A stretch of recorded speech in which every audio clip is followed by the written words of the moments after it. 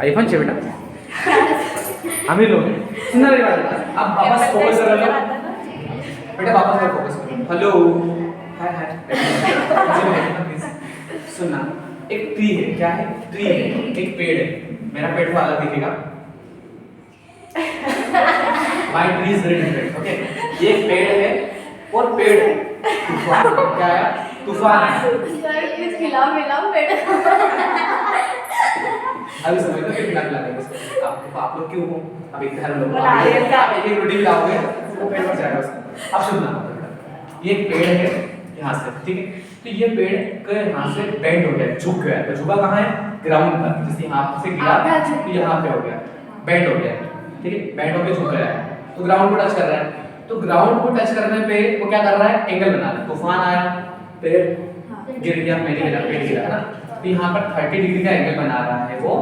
और जो डिस्टेंस है पेड़ से यहाँ पर पॉइंट है, जहाँ पे गिरा है, जहाँ पे टच कर रहा है ग्राउंड को, वहां से पेड़ तक की डिस्टेंस कितनी है? 8 मीटर। 8 मीटर। इतनी बात समझ में? वापस रिपीट करता हूँ।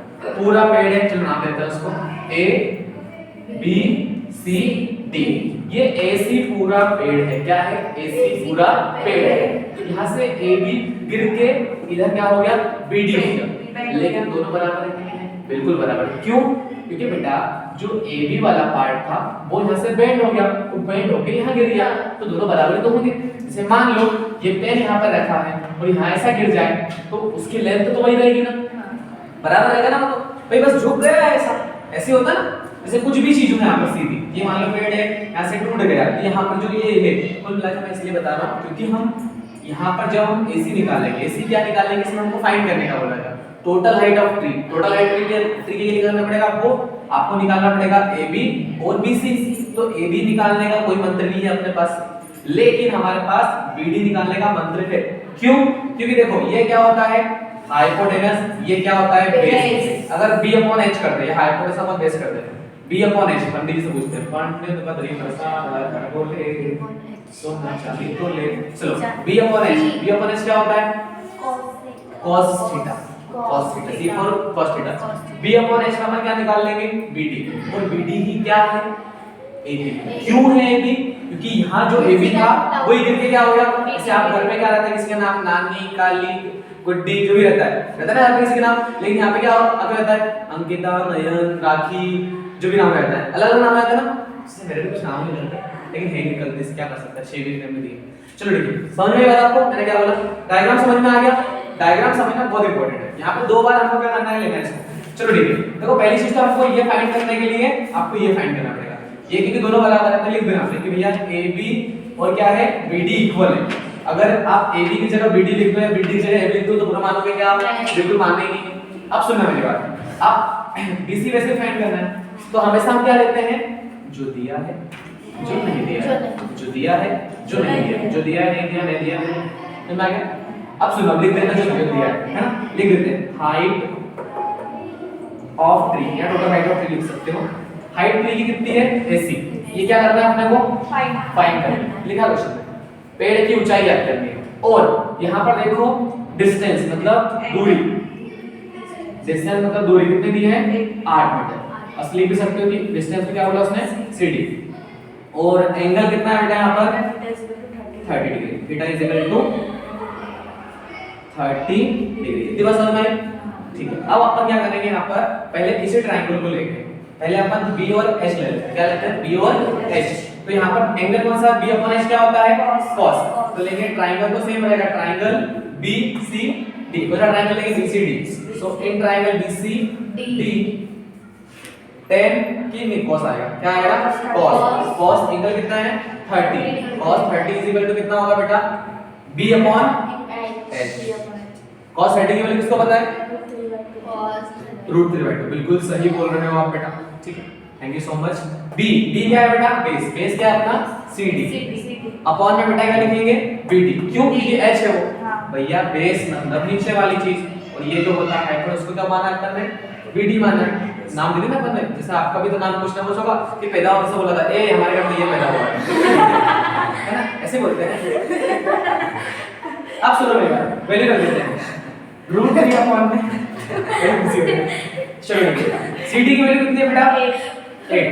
BD की वैल्यू BD लिखेंगे क्योंकि BD क्या है हमारा, BD ही AB है और AB क्या है, BD है, ठीक है। वो होता है ना OP किसने OP सुना आपने। यहाँ पर क्रॉस मल्टीप्लाई करके बेटा इधर तो हो जाएगा BD √3 और √3 BD 8 दूनी 16। ये √3 नीचे जाएगा क्या हो जाएगा, डिवाइड में हो जाएगा। क्यों, क्योंकि मल्टीप्लाई में अभी और क्या करेंगे हम, नहीं रेशनलाइजेशन मतलब क्या, परिमेय करना। लिख लेना उसको आप, ऊपर 16 √3 नीचे क्या आ जाएगा 3 और यहाँ पे क्या लिखोगे मीटर। कुछ मत करना इसको, अभी नहीं करेंगे बेटा, कुछ नहीं करता। 3 के बड़े में 16 आता है क्या, नहीं आता। यहाँ तक की बात समझ में आई क्या, चलो बोलो पक्का पक्का कच्चा कच्चा आ गई। अब बहुत आसान तरीके से समझते हैं। हमने ये निकाल लिया है, ये निकाल लिया हमने 16 √3/3 निकाल लिया है। ये BD मतलब ये भी निकाल लिया, मतलब देखो ये दोनों सेम है। ये निकाल लिया मतलब ये निकाल लिया। अब अपने को क्या निकालना है, BC निकालना है। BC कैसे निकाल सकते हैं, वही तरीका जो दिया है और जो नहीं दिया है, जो दिया है जो नहीं दिया है। तो P/B क्या होता है, पूछो क्या होता है 10। तो ट्रायंगल सेम रहेगा, ट्रायंगल BCD में, इन ट्रायंगल BCD 10 एंगल कितना रहेगा 30 रहेगा ना।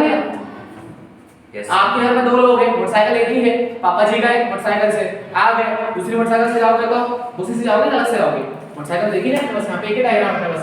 10 30 एंगल भी एक ही है, परपेंडिकुलर अपॉन में पक्का आ रहा है, ठीक है। 10 30 की वैल्यू कितनी होती है बेटा 1/√3। परपेंडिकुलर किसको माना है इस बार अपन ने, BC को, ठीक है। और बेस किसको माना है, CD को। क्रॉस मल्टीप्लाई करने से पहले वैल्यू लिखते हैं, बिल्कुल लिख देते हैं। BC की वैल्यू कितनी है 8 मीटर और नीचे CD की जगह CD। क्रॉस मल्टीप्लाई आता है, यस सर, सॉरी CD नहीं सर BC गलत कर दिया सर। इसका मल्टीप्लाई करेंगे तो कितना आ जाएगा BC √3 उधर कितना आ जाएगा CD और CD की वैल्यू कितनी है 8। लिख दो मैं डायरेक्टली, कोई दिक्कत तो नहीं। इसका मल्टीप्लाई इधर किया है तो यहाँ पे लिखा था, लेकिन डायरेक्ट वैल्यू लिख दी अपन ने। और ये जो BC है वो लिख के अपन इसको कहां ले जाएंगे, नीचे। और फिर क्या करेंगे, रेशनलाइजेशन। फिर बेटा यहाँ पे क्या हो जाएगा, ऊपर तो 8√3 आएगा, नीचे कितना आएगा 3 मीटर। अब मुझे बताओ हमारे पास BC भी आ चुका है और BD भी। अब बेटा BC का मतलब AB भी हमारे पास और BC भी है, हमको क्या निकालना है AC। क्या निकालना है AC। और AC है क्या, पेड़ की ऊंचाई ना, हाइट ऑफ ट्री क्या है, पूरे पेड़ की ऊंचाई है। तो यहाँ लिखेंगे height of tree AC equals to, बेटा दिख रहा है लास्ट तक बताना मुझे को, यस सर, है ना। AC is equal to AB plus BC।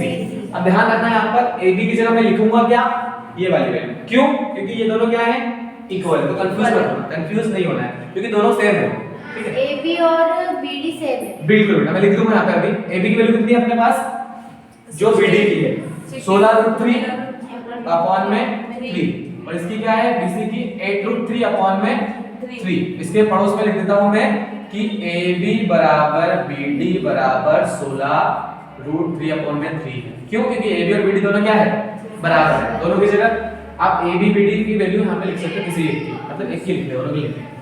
तो बेटा AC अगर नीचे नंबर सेम हो तो क्या सिखाया मैंने, ऊपर भी सेम लिखते हैं। अगर नीचे नंबर सेम हो तो एक बार लिखना है, ऊपर वाला क्या लिखना है, सेम टू सेम। जैसे बेटा x और x कितना होता है, x और x कितना होता है प्लस करने पे 2x होता है, वैसे यहाँ पर √3 दोनों क्या है कॉमन है, तो 16 और 8 कितना होगा 24 √3 अपॉन में 3। मतलब कुल मिला के अगर ये रूट सेम होते हैं तो सामने के क्या होते हैं, सिर्फ नंबर जोड़ते हैं, सामने क्या होते हैं नंबर जोड़ते हैं। तो 3 के बारे में 24 कितनी बार में आता है 8 बार में, तो आंसर कितना आ जाएगा 8√3 मीटर। ये किसकी हाइट है, पेड़ की हाइट। तो पेड़ की हाइट ऑफ पेड़, हाइट ऑफ ट्री, हां पेड़ की ऊंचाई कितनी हो गई 8√3 मीटर। जो नहीं आया वो पूछ सकते हैं। ये 5 क्वेश्चन आपके लिए